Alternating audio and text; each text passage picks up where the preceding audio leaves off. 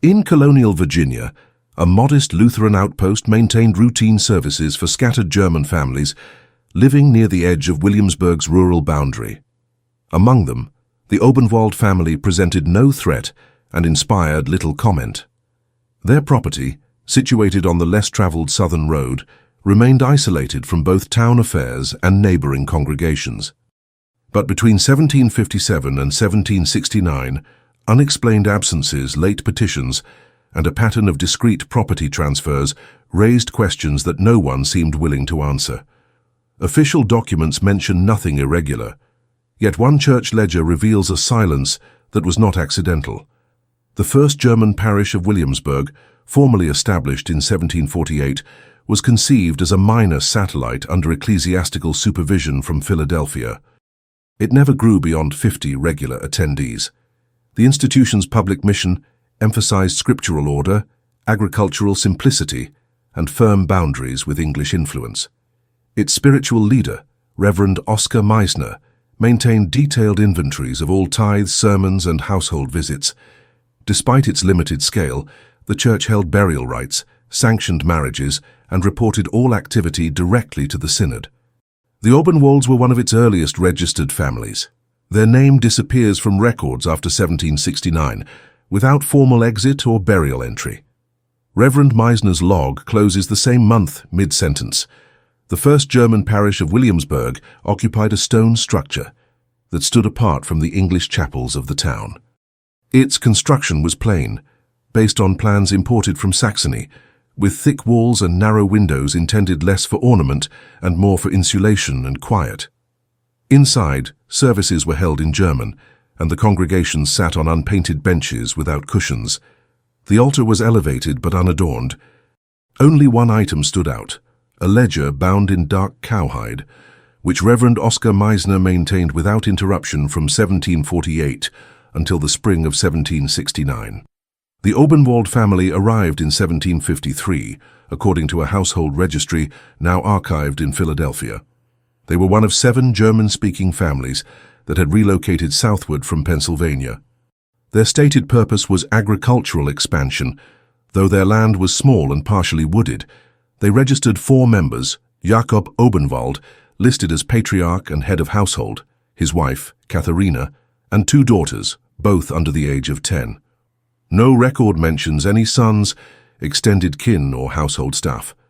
They were assigned pew space in the eastern corner, and their tithe contributions, though modest, were regular. By 1757, the family had ceased to appear at weekly services. The absence was noted in Reverend Meisner's ledger, but did not prompt immediate inquiry. Absences were common among farming families during planting and harvest seasons.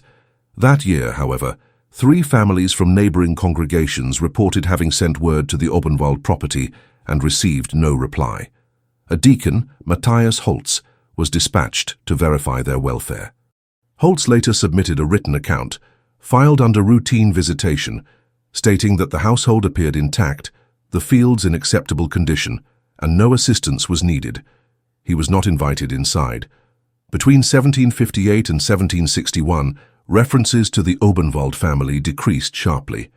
Their names no longer appeared in baptism records, tithe sheets, or seasonal gatherings.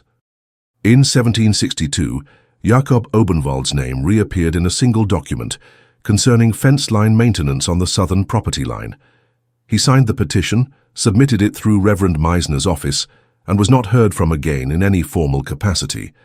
The church's administrative practice during this period relied heavily on mutual obligation and annual review. Congregants who failed to attend 3 consecutive quarters of services were required to submit a written justification or risk forfeiture of burial rights. No such justification was ever recorded for the Obenwalds. Their burial rights, nonetheless, were never formally revoked. Reverend Meisner's annotations during these years contain several instances of bracketed names with no additional remarks.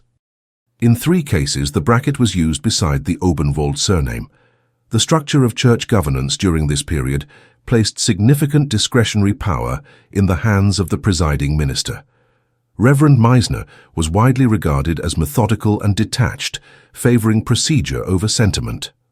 His sermons focused on written obligation, land stewardship, and divine order as interpreted through scriptural repetition rather than personal conviction. He seldom invoked theological concepts beyond direct citation. His administration of the parish reflected this same orientation. Families were treated as entries, their moral condition inferred from compliance, not testimony. It is notable that during the same 12-year period, no other family in the Williamsburg Lutheran Register was marked with consecutive years of inactivity without formal removal. Inquiries sent to the Synod in Philadelphia produced no clarification. A circular sent by the Church in 1765 solicited status updates from parishes across Virginia and the Carolinas.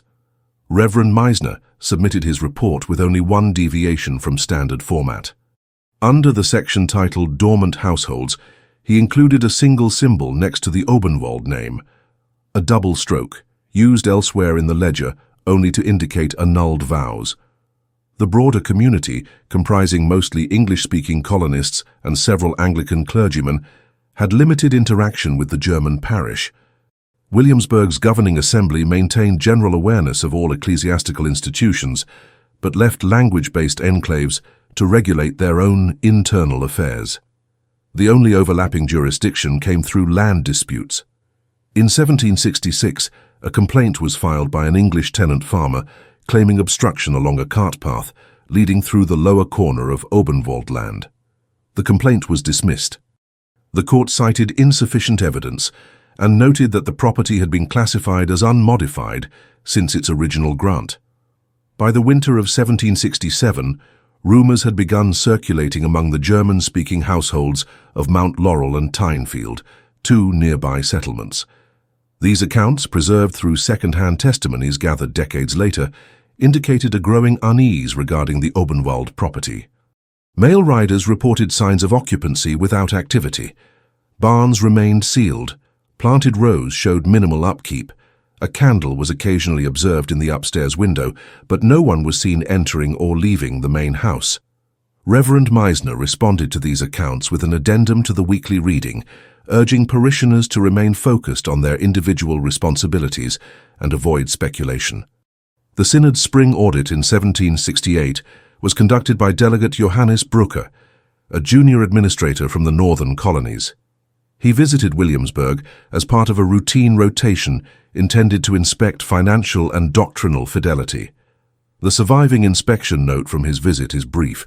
It states that the parish ledger was in satisfactory condition and that the congregation maintained minimal deviation from approved instruction.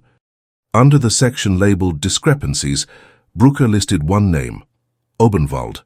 No elaboration was included. It was during this same audit cycle that Reverend Meisner introduced a revised format for his ledger entries. Previously, all baptisms, marriages, and funerals had been listed chronologically under weekly headers. Starting in June 1768, he created an alternate section labeled By Internal Review Only. This section was not visible to deacons or assistants. It included marginal symbols and non-standard abbreviations, none of which were defined in surviving texts.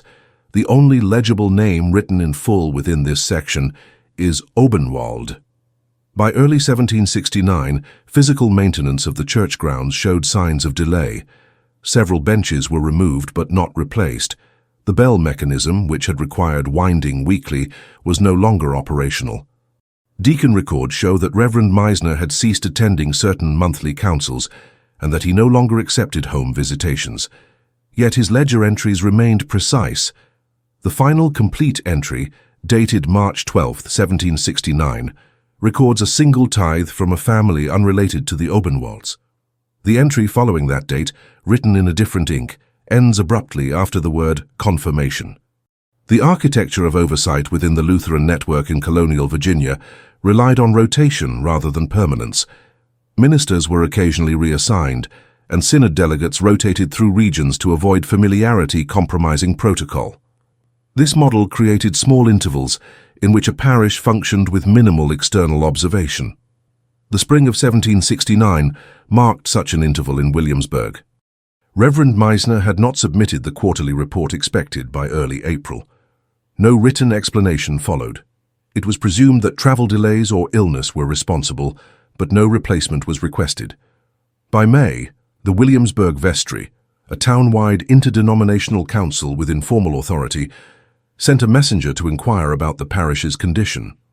The messenger, a young notary's assistant named Elias Wendell, submitted a brief affidavit on his return. According to his account, the church door was unlocked and the sanctuary appeared undisturbed. The pulpit, ledger desk and side chairs remained in place. No signs of damage or disorder were noted. He did not encounter Reverend Meisner. The parsonage, located behind the chapel, showed no smoke from the chimney. Wendell knocked and waited but did not enter. He stated that the path to the Obenwald land appeared obstructed by new undergrowth, though no fencing or signage indicated abandonment. The vestry did not pursue the matter further. The parish, classified as non-essential due to its size, was not included in the primary rotation of church maintenance. By midsummer, attention shifted toward rising tensions along the James River trade route. Administrative oversight of peripheral properties was deferred. That same month, a visiting merchant from Lancaster, identified in records as Hermann Walzer, attempted to locate surviving members of the Obenwald family. He had previously conducted livestock exchanges with Jakob Obenwald during the early 1750s. According to a letter he submitted to the office of the magistrate, Walzer arrived unannounced at the Obenwald property and found the front gate affixed with a wax seal. The seal bore no crest or formal insignia. It was fastened with twine, not iron. Walzer did not break the seal. He later stated that the silence of the property did not align with signs of deterioration. No windows were broken, no livestock were visible, the well was covered. In response, the magistrate forwarded the account to the synod headquarters in Philadelphia, appending it with a routine request for clarification. No reply is listed in surviving correspondences. Among surviving estate papers from this period, a transfer of ownership document was filed under Reverend Meisner's name in August 1769. The document stated that a section of the Obenwald acreage, previously considered exempt from tithe due to ecclesiastical arrangement, would be reassigned as fallow land under church stewardship. The filing was accepted, but the parcel was never cultivated. Over the next year, no laborers were recorded as hired under parish expense, and no yield was reported. The land remained marked but inactive.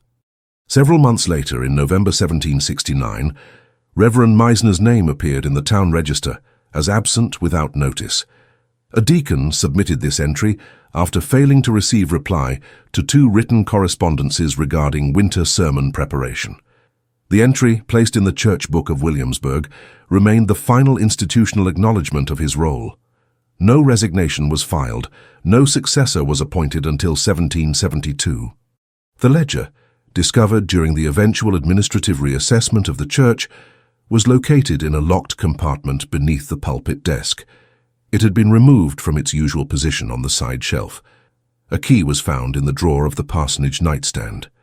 The final pages of the ledger showed increasing compression of handwriting, with multiple lines written in narrow margins. Several entries bore initials without dates. One page was marked with a numerical sequence matching property lots south of the original Obenwald tract. None of the neighboring families listed on that page recorded formal transfers. According to a later inventory, 8 pews were removed from the church between 1768 and 1770. No receipts for sale or disposal were archived. The altar cloth, formerly a plain linen marked with the year of consecration, was no longer present. The baptismal font had been emptied but not replaced. A faint outline of where the font had rested was still visible on the wooden flooring. No official cause was recorded for the reduction in interior furnishing. By the time a new pastor was appointed in early 1772, the congregation had decreased by nearly half. Several families had relocated inland, citing poor harvests. Others had integrated into English-speaking parishes. The new appointee, Reverend August Berndt, was given limited instructions. He was told only that the parish required reconstitution and that prior records had been partially lost. Upon his arrival, Berndt found the sanctuary dusty but orderly. The ledger was preserved in the synod archive and was not returned to active use. Berndt began a new volume, starting with a complete redrafting of household names. The Obenwald surname was not included. Within 2 years, the Obenwald property was removed from synod maps. A notice published in the Williamsburg Community Bulletin, dated April 1774, announced the availability of unclaimed acreage due south of the Mill Path Road. The dimensions listed correspond to the Obenwald plot. No record shows a purchase under that name.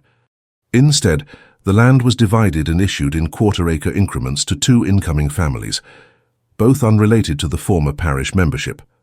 The stone foundation of the original Obenwald house was dismantled between 1775 and 1776. A contractor hired for the clearing project reported that the interior structure had partially collapsed due to root incursion. No furniture remained inside. The hearth had been sealed. The contractor's notes included one line without explanation: no records or waste found on premises. Throughout the early 1770s, members of the surrounding German-speaking settlements retained informal memory of the Obenwald name. It persisted in minor references, such as recollections of communal labor exchanges or notations in personal prayer books. These scattered mentions were insufficient to prompt formal inquiry. However, among the older generation of Mount Laurel, a particular detail surfaced in multiple recollections: the abrupt absence of annual house visits by Reverend Meisner following the summer of 1761. While this might have aligned with reduced attendance, it stood out because similar absences were not tolerated for other families without record. A widow from the Tynefield district, Maria Kleiber, documented her observations in a personal booklet preserved by her descendants. She recalled that in 1760, Reverend Meisner had visited the Obenwald home twice within the same quarter, a departure from usual scheduling. Following those visits, his demeanor during sermons reportedly shifted, with several families noting a tone described as constrained. Kleiber noted in her writing that she had not seen the Obenwald daughters at the midsummer gathering, an event otherwise considered obligatory for all listed families regardless of health or travel.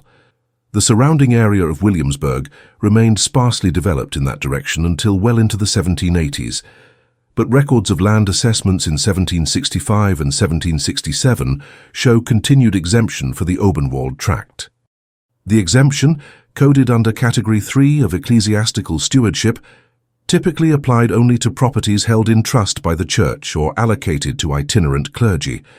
No documentation reclassifies the Obenwald holding, and yet no tithe or usage was ever again attributed to that land. A second irregularity emerged from synodical communication logs. A message sent in late 1768 by a Reverend Karl Lindhoff of the Fredericksburg settlement contained a brief question to Reverend Meisner, inquiring whether a girl from the Obenwald household had reached catechism age and would be traveling north for examination. Lindhoff's message, preserved in the regional copybook, received no reply.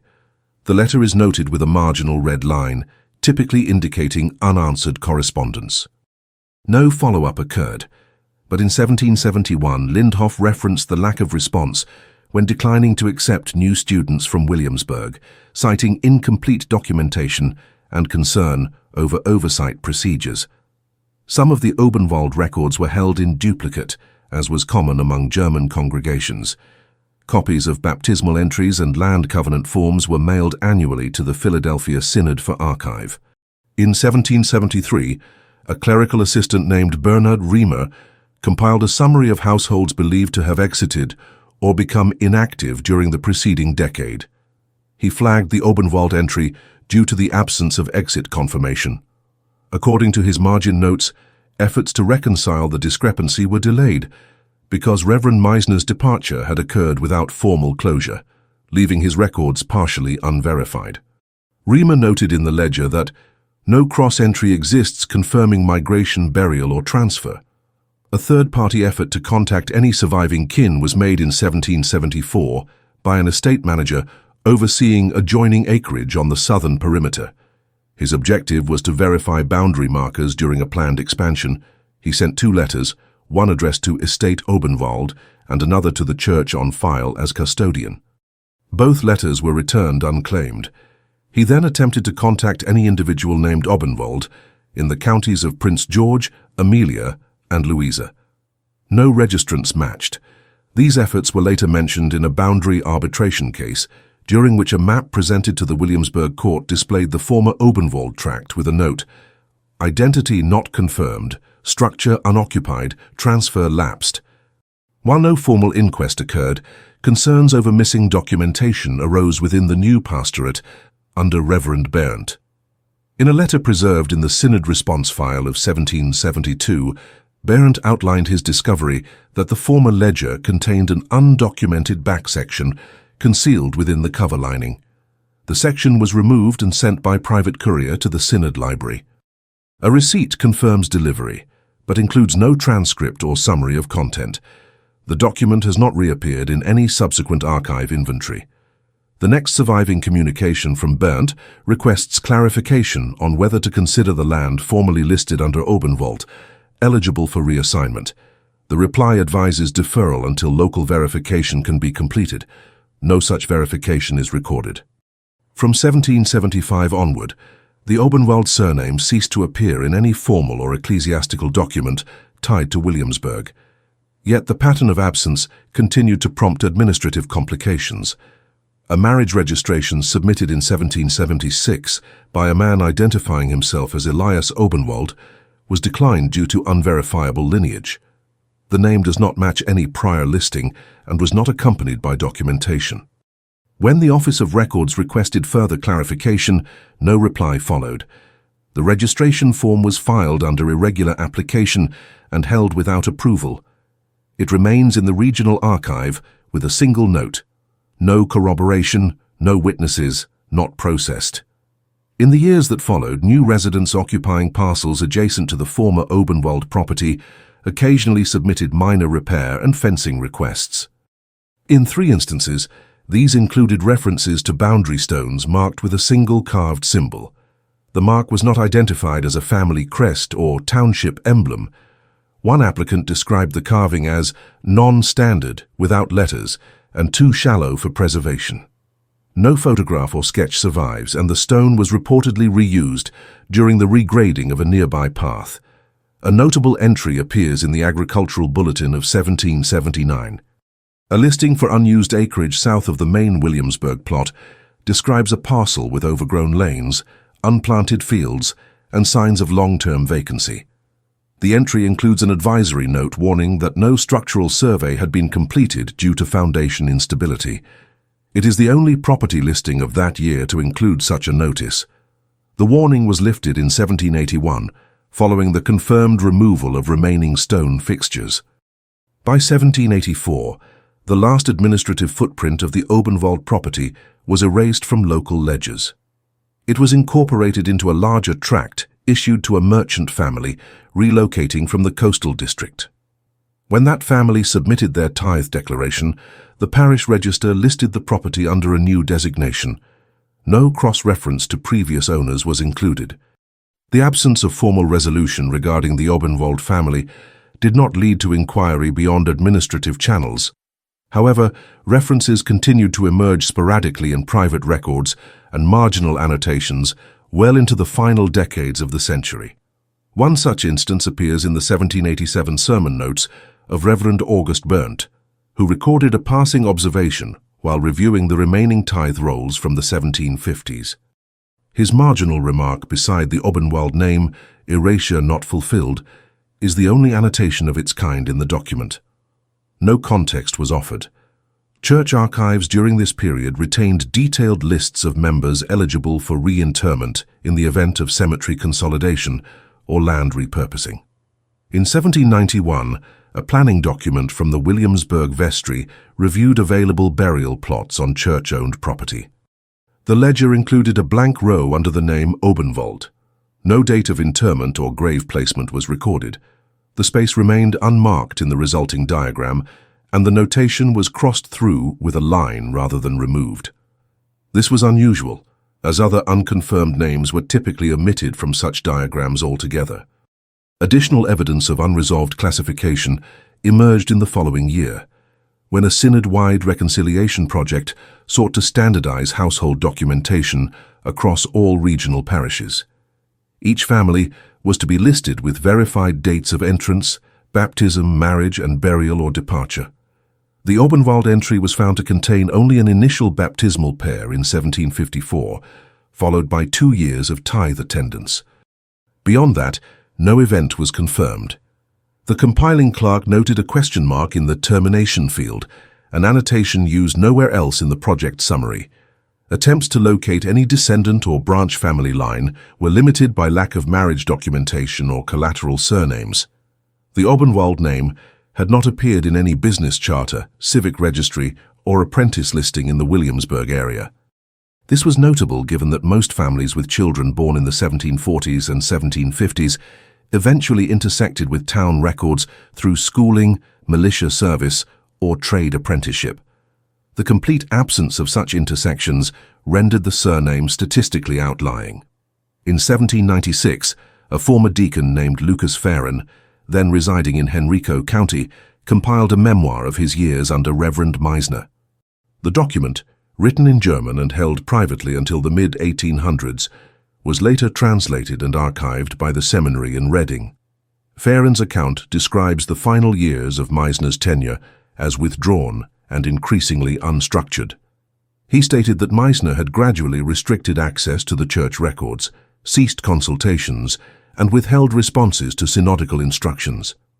Regarding the Obenwald family, Farren noted only that their land stood outside the reach of routine.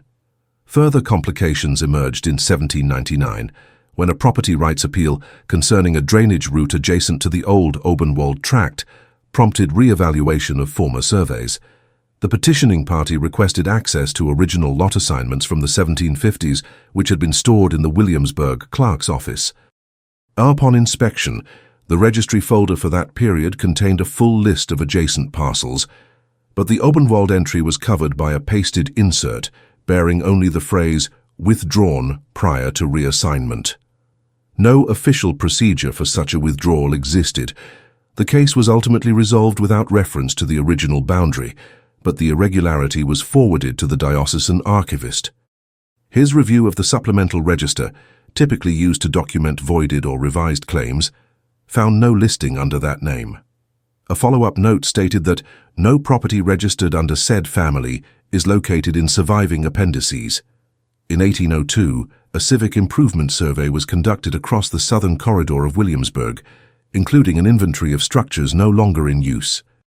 A stone threshold believed to have belonged to the former Obenwald residence was noted among the remnants near a turnoff from the mill path.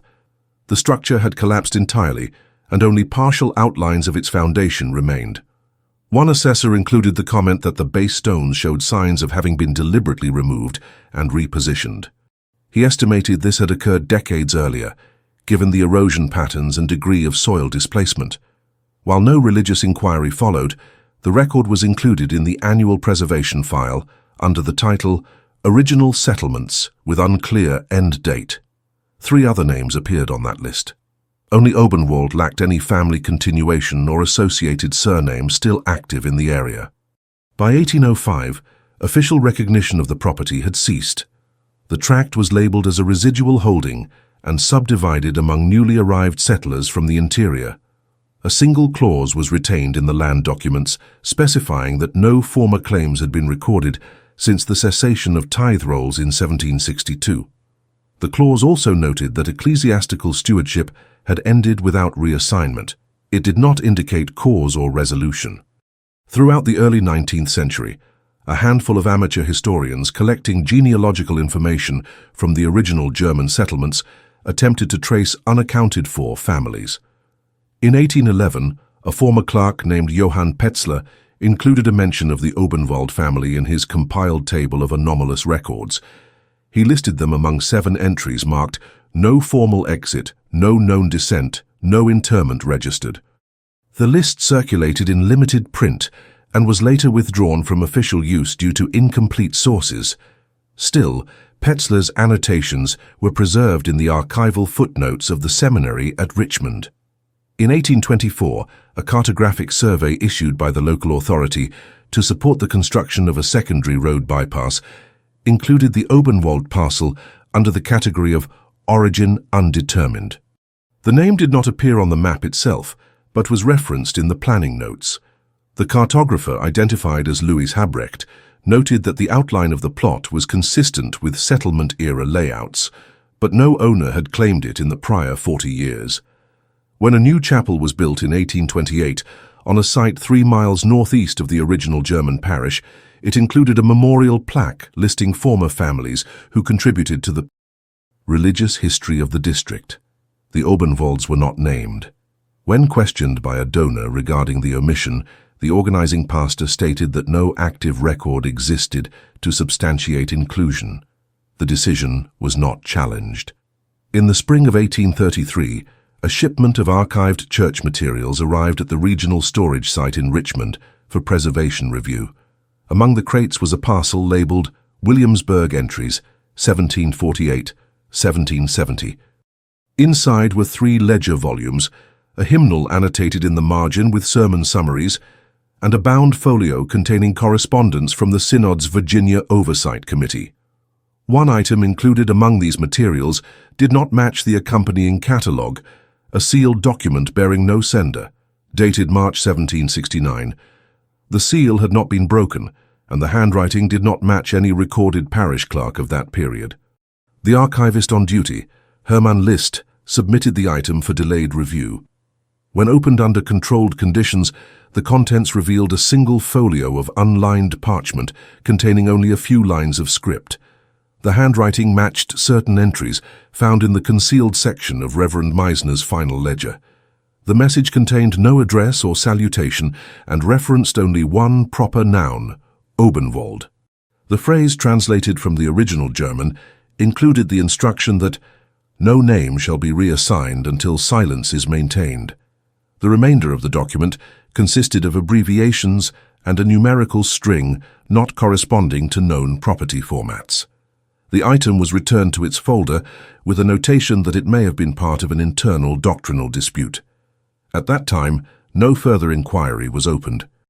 The document remained in off-site storage until a catalogue update in 1841, when a secondary clerk flagged the document due to the absence of official record numbers. It was then transferred to a restricted file and subsequently excluded from general reference listings. Years later, in 1854, a retired Lutheran minister named Friedrich Sattler began compiling a private research volume on abandoned properties formerly managed under ecclesiastical trust. Sattler had obtained access to church-owned maps from the colonial period through a family contact at the Richmond Archive. While cross-referencing maps against present-day property ownership, he noticed a parcel in the Williamsburg ledger whose boundaries were marked without an owner's name. The parcel matched the lot once associated with the Obenwald family. Sattler traveled to Williamsburg to examine parish records in person. At the time, the original church had been absorbed into the holdings of a merged Protestant denomination, and only limited access to pre-revolutionary documents was permitted. Through assistance from the new pastor, Sattler reviewed a remnant index of congregational rolls. The Obenwald entry had been transcribed into the new ledger with a marginal note: record incomplete, entry suspended. No other entry in that volume used the term suspended. Continuing his review, Sattler located an undated testimonial filed by a former groundskeeper attributed to the decade of the 1780s. The testimonial described a period in which the rear chapel grounds had become impassable due to accumulated brush and drainage runoff. The groundskeeper claimed that 2 markers, one of which he believed to have been a foundation post, had been moved from their original positions. He also stated that no official direction was given regarding whether the land remained under active church status. The testimonial concluded with a line written in irregular spacing: silence held, names retained. Though the meaning was not explained, the phrasing resembled that used in the sealed document recovered in 1833. Sattler made note of this similarity in his field diary, later archived in the seminary library in Danville.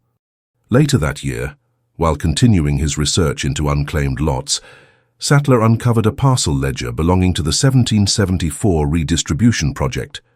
Within it, he located a page with erasure marks over a line that had once contained a family name.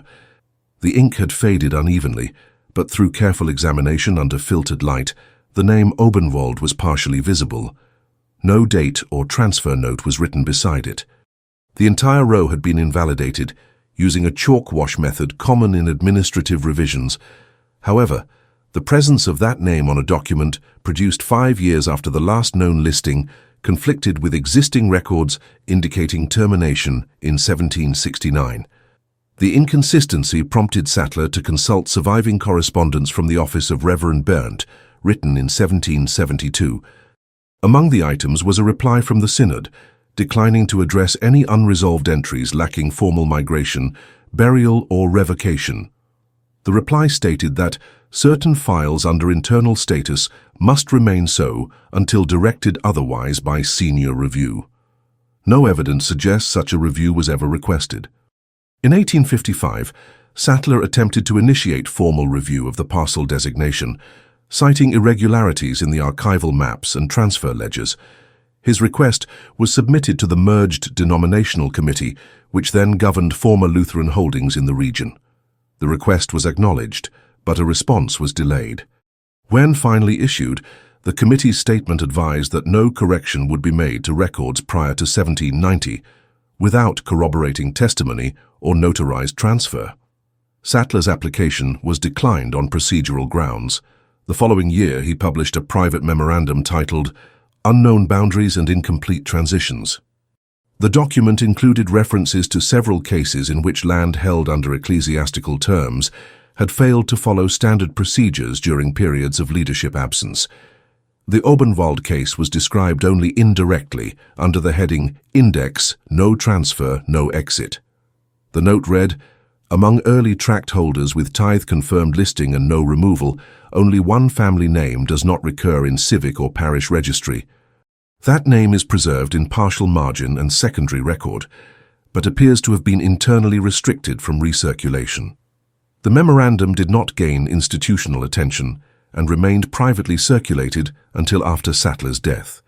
However, a copy reached a university researcher in 1871 during a study of colonial religious oversight. The researcher, Elizabeth Rainey, cited the Obenwald case in a footnote concerning silent reclassification of abandoned holdings. Her footnote stated that in certain cases, institutional omission may have stemmed not from oversight, but from instructed withholding. Rainey's article, while focused on broader patterns, referenced Williamsburg only briefly. Nevertheless, it introduced the idea that non-recorded instruction had shaped the archival legacy of the Obenwald tract. In subsequent years, this idea would be mentioned occasionally in academic footnotes, though no independent research into the family was pursued. Chapter 3, Part 1 completed. In 1874, during the early stages of a record standardization effort initiated by the Central Synod, a series of internal memoranda were issued to identify legacy anomalies among pre-1800 congregational files. These documents encouraged regional archivists to report unresolved household entries lacking migration, death, or excommunication markers. A clerical reviewer stationed in Norfolk flagged 5 such entries from the former Williamsburg ledger, of which 4 were traceable to known lineages. The 5th, Obenwald, remained unsupported by any subsequent documentation. The reviewer, Ernst Kellner, requested temporary retrieval of the Richmond file believed to contain earlier correspondence from the Williamsburg parish. Upon examining the folio, he encountered the 1769 sealed document recovered in 1833. Noting its mismatch with standard parish protocol, Kellner submitted a formal request for clarification from the current ecclesiastical historian responsible for colonial transitions. The reply stated that material bearing solitary mention of names or directives without procedural context must be retained without amendment. This directive effectively preserved the Obenwald name in suspended status, preventing any change in its file designation or removal from legacy indexes. Kellner's recommendation that the surname be annotated as unresolvable, presumed extinguished, was not approved. The phrase suspended, internal handling concluded was added instead. No policy outlined what constituted internal handling. In 1877, a former seminary instructor named Johann Rice was granted access to the residual land records of the Virginia Ecclesiastical Trust for instructional use. While reviewing these materials, Rice noted that the Obenwald tract had been issued for subdivision without closure of the original family title. In his lecture notes, later donated to a theological archive, he described the occurrence as an unresolved overlay where absence substitutes for transition. His phrasing reflected a growing view among institutional researchers that certain cases had been administratively closed through silence, rather than through normal procedural pathways. In 1881, Rice attempted to publish an article exploring this approach to record-keeping, but his submission was declined by the review board due to insufficient corroborative sources. That same year, a student at the newly founded seminary in Petersburg, Clara Endler, began collecting oral histories from rural congregations in southeastern Virginia. Though her work was intended as a folklore supplement, several interviews referred to families that used to be spoken of but not by name. One respondent, identified only as a member of the Drescher household, recalled being told as a child that some houses were not named after they closed. When asked whether this referred to dwellings or family lines, the respondent stated, "Both, sometimes. There was one up the mill path." The mill path reference prompted Endler to examine old maps at the town registrar's office. She located a survey dated 1824 showing a stretch of land labeled Origin Undetermined. A clerk on duty stated that the name had once been entered but was removed before the current record system was adopted. No explanation had been included in the transfer file. The registrar's index showed no pending claims or unresolved disputes associated with the tract. It had been legally cleared and issued twice since. Endler's notes do not confirm whether she pursued the Obenwald name directly. However, in her compiled field report submitted to the seminary, she included a section titled Families Without Return. The entry described names once present in ecclesiastical rolls that disappeared without evidence of migration or burial. Though the list she compiled did not include Obenwald by name, it did reference a Williamsburg entry identified only by the letter O. The persistence of indirect notations without full naming had become a pattern within internal records. In 1885, an index of abandoned entries was created for use in training synod archivists. The index, organized alphabetically, contained a placeholder at the letter O with a handwritten note. Entry not for public cross-check. Refer to primary custodian. This placeholder was unique in the document. By 1890, most surviving parish records from the colonial period had been converted to printed summaries. These summaries excluded marginalia, annotations and errata unless explicitly linked to a recorded transfer. The Obenwald listing did not appear in the printed volumes, and its underlying entry was not footnoted. However, the internal ledger used for source validation retained a crossed-out line at the expected location. The crossing was diagonal, not horizontal, an uncommon method that suggested intentional concealment rather than correction. At this stage, no new research into the surname was conducted. Institutional focus had shifted toward comparative studies of reform and doctrinal consolidation. Still, the files containing the name remained sealed within restricted access categories. Researchers seeking entry to the early Williamsburg documents were required to sign disclaimers acknowledging gaps in continuity. Among these gaps, the absence of formal transitions for certain families was acknowledged but not specified. The final known administrative mention of the Obenwald name occurred in 1897. A reconciliation form submitted by the Archival Committee in Richmond attempted to cross-reference legacy surnames with surviving property claims. Obenwald was included in the supplemental sheet listing no link to living record. A reviewer penciled in the margin the abbreviation NI, short for not investigated. No initials or signature accompanied the mark, and no reply was recorded. The property once associated with the Obenwald name remains registered under an unrelated family, with all legal transfers fully documented from 1784 onward. No indication of prior occupation is included in the current title abstract. The original foundation stones were removed during a road-widening project in the early 20th century. The only remaining trace of the structure is a partial impression preserved in a topographic survey from 1909, where a notation reads simply, former outline. In early 1903, A preservation initiative by the State Historical Bureau led to the examination of colonial-era church properties across the Tidewater region. The program's goal was to identify and stabilize sites deemed architecturally or institutionally significant prior to 1800. Among the properties reviewed was the former German chapel structure on the outskirts of Williamsburg. The building, no longer used for regular worship, had passed into state custodianship after its last affiliated congregation merged with a neighboring parish in 1892. Interior features had been stripped and the grounds maintained only sporadically. A team of surveyors assigned to document the structure's remaining features catalogued wall dimensions, mortar composition, and foundation alignment. While photographing the ledger recess beneath the pulpit desk, one surveyor found a nail-fixed scrap of folded parchment inserted behind a panel joint. The fragment was brittle and incomplete, but legible enough to identify several surnames in faint script. One of these was Obenwald. The name appeared alone on its line, beneath what looked to be an inventory column. The panel was resecured, and the parchment entered into the Regional Archive's supplemental file. The finding did not trigger formal commentary, but the archive report marked the document as fragment, non-sequential, undated. That same year, a local librarian named Elsie Trumbauer, compiling a civic index of original settler families, wrote to the Historical Bureau requesting clarification on entries without migration or termination notes. She had encountered the name Obenwald while cataloguing 1750s-era family rosters. The reply she received acknowledged that the name had existed in early parish documents, but offered no additional information. Her index, privately published in 1905, omitted the surname entirely.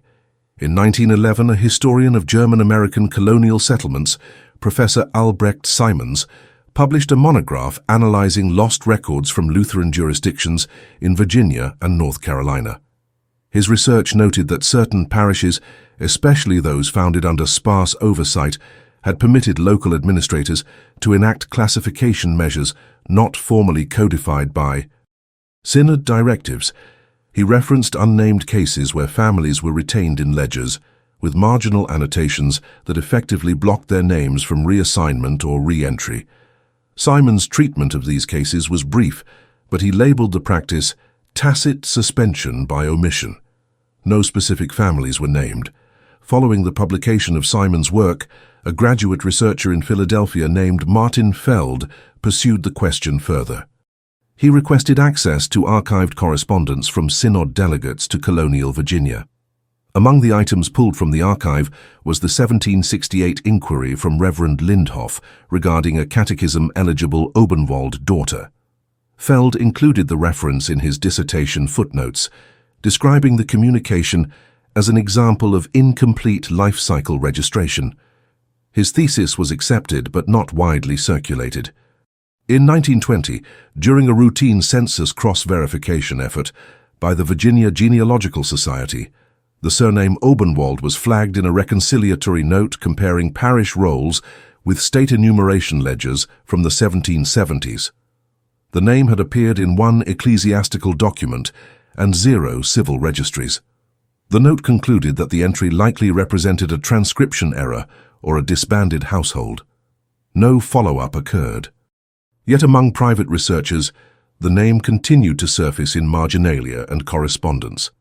In 1928, a collector of pre-revolutionary land patents, Edward Waller, wrote to the Richmond Historical Society about a blank entry he had discovered in a 1759 survey log. He noted that the log listed consecutive lot numbers, with one row entirely missing except for a residue mark resembling partial ink erasure. The number corresponded to the Obenwald tract, as documented in early ecclesiastical surveys. Waller's inquiry was noted but returned without comment. The society file includes a penciled remark stating, "Formally reviewed, no action advised." In 1933, a National Archive indexing project brought renewed attention to early Virginia parish logs. One microfilm reel containing the Williamsburg ledger captured a page with a faint crossed line through an entry that had otherwise remained unaltered. Under light magnification, the name Obenwald became discernible.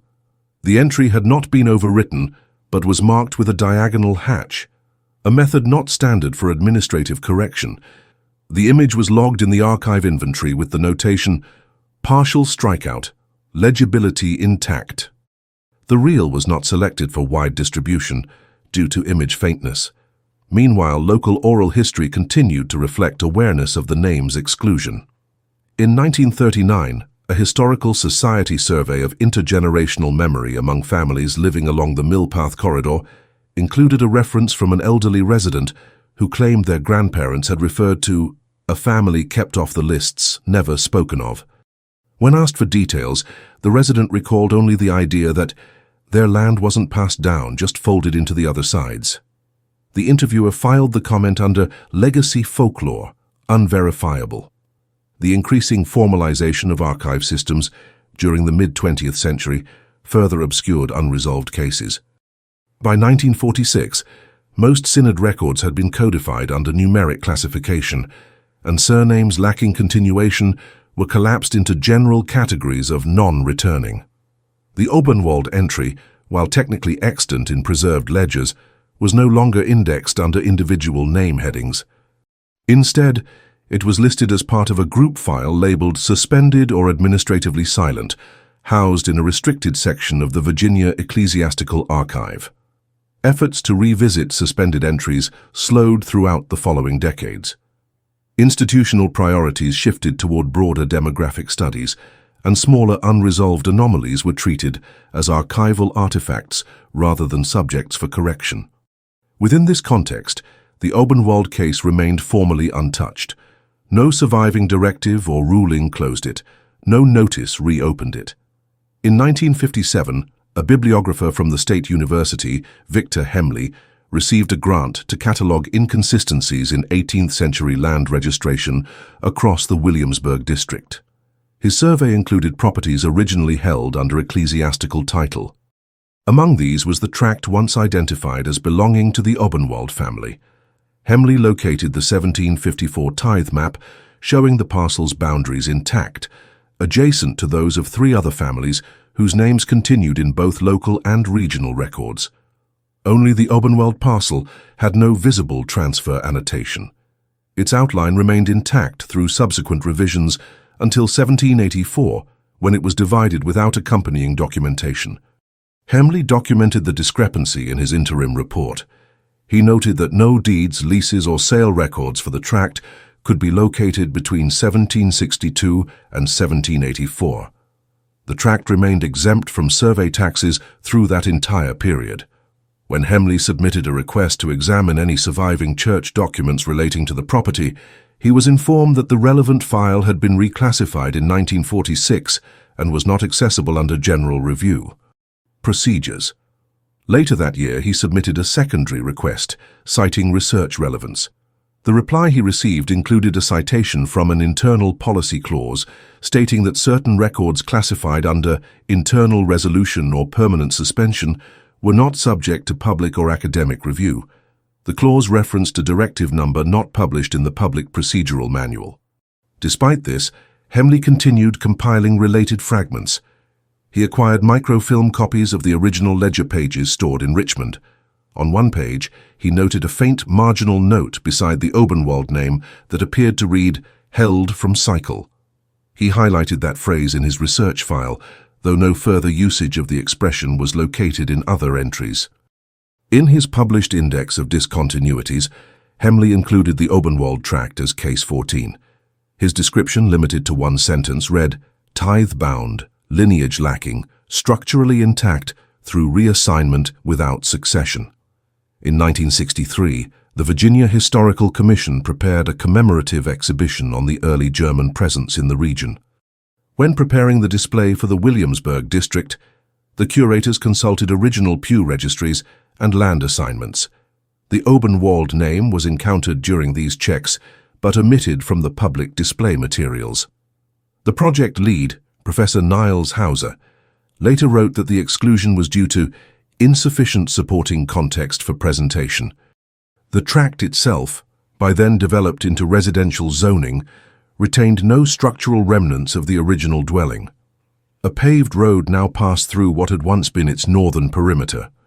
During excavation for utility installation in 1971, a partial stone segment was uncovered, matching the depth and dimensions of colonial foundation standards. The discovery was documented in an internal contractor report, but not submitted for archaeological follow-up.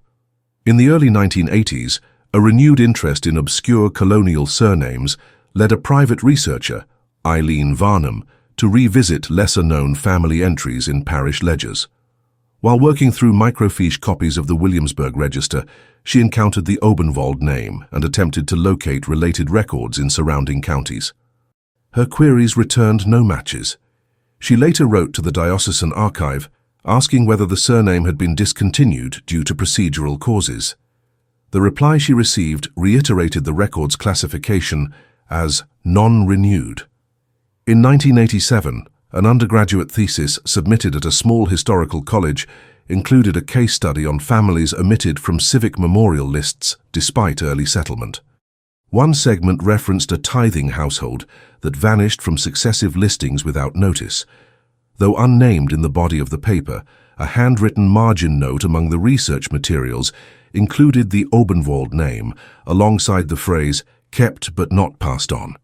The lack of direct administrative statements regarding the family remained a point of quiet speculation among certain institutional archivists. By the early 2000s, interest had faded almost entirely. Indexing systems relied heavily on digitized forms, and many ambiguous entries from colonial periods were grouped under aggregate tags without itemization. Among these, the Obenwald record was retained, but not actively referenced. A transfer scan completed in 2009 preserved its entry as an untagged image fragment, not searchable by surname. In 2015, a state records reconciliation task identified 5 archival items held in restricted vaults without matching digital catalogue entries. One of these items was the 1769 sealed document bearing no sender. When evaluated for digitization, the item was flagged for preservation due to its non-standard script and absence of procedural markers. The phrase referencing the Obenwald name remained intact. The task team placed the document into a locked inventory labeled "Withhold until further directive." No subsequent directive was issued. By 2020, the Obenwald record remained technically extant across 5 distinct archival references. These include the parish ledger, the tithe map, the sealed document, the undated inventory slip, and the diagonal ledger strikeout. None of these records confirm departure, death, transfer, or revocation. No living person has claimed descent. No structural claim has been formally contested. No ecclesiastical statement has acknowledged re-entry. Text. There are many other cases the world tried to forget, but we insist on remembering. This story was taken from documents that were found. All names have been edited to protect the